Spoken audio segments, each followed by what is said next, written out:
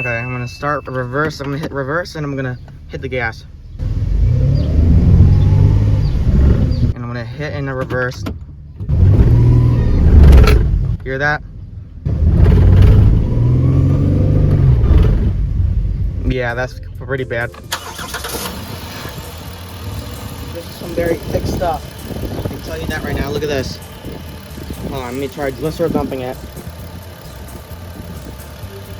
This thing is really thick. Okay, the bottle is empty, I think. Honestly, I don't have any high hope for any of these products because the issue is actually really bad. Okay, I'm gonna take it for a little drive now.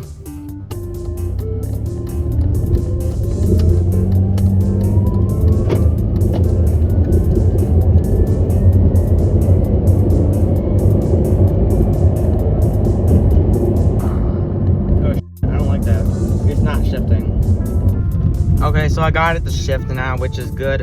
I don't know what the problem was there. Maybe electronical, because it wasn't letting me manually select gears either, so it's just weird. See, now it's shifting. Yeah, we're good, we're shifting.